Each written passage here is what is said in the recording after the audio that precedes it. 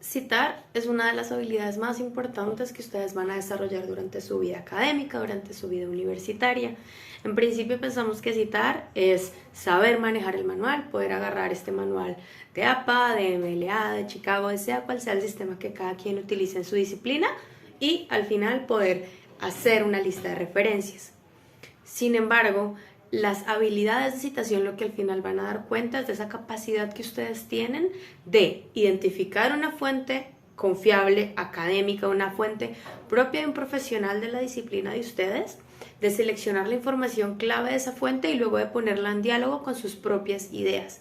En este sentido es importante reconocer el ejercicio de citación más allá de la formalidad o de lo que implica luego poder poner el año, el apellido del autor, etcétera, de acuerdo con un sistema de citación. En este sentido es importante que reconozcamos las dos estrategias principales con las que ustedes cuentan a la hora de citar estas ideas ajenas, que son la paráfrasis y la cita textual o directa.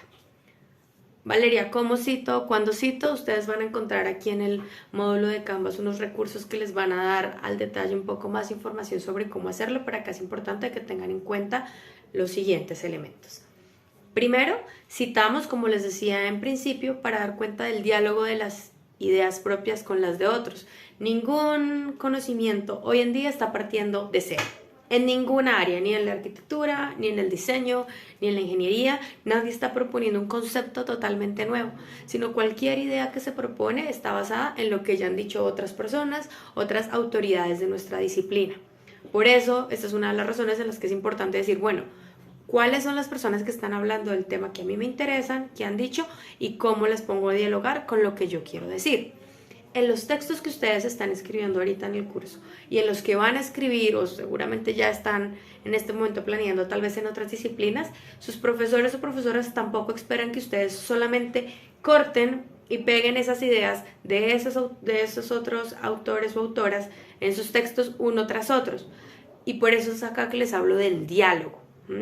Bueno, este autor me está diciendo esto, pero esto cómo me sirve para expresar lo que yo quiero decir. Y por eso ustedes en su ejercicio de planeación se hacían una pregunta que era, ¿cuál es el propósito de mi texto? ¿Qué busco?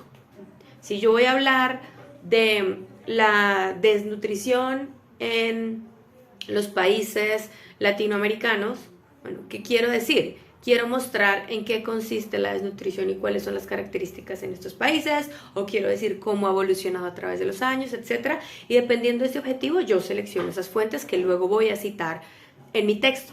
Pero en todos los temas que ustedes eligieron, pues van a ver que hay múltiple cantidad de fuentes. Y ahí está el reto y es, bueno, yo tengo este montón de libros y este montón de ideas, ¿cómo las aterrizo? ¿Cómo las pongo en el texto? Bueno, para esto nos sirve citar y ahí vamos a tener que elegir según lo que queramos decir.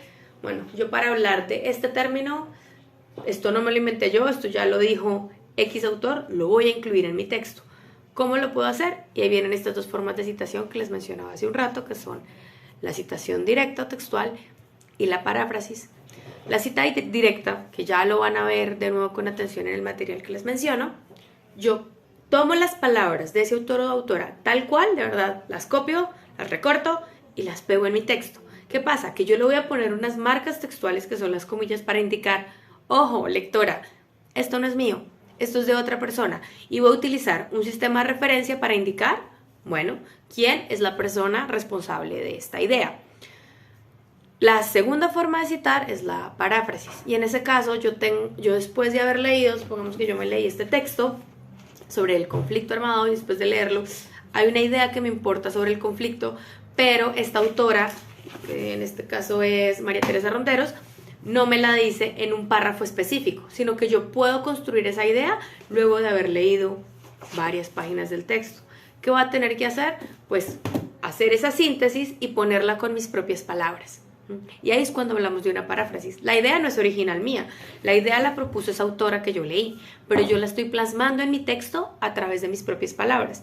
¿Qué pasa allí? No voy a poner esas comillas, pero sí tengo que indicar en el documento que fue otra persona la que lo dijo. Esas son las dos ideas más importantes.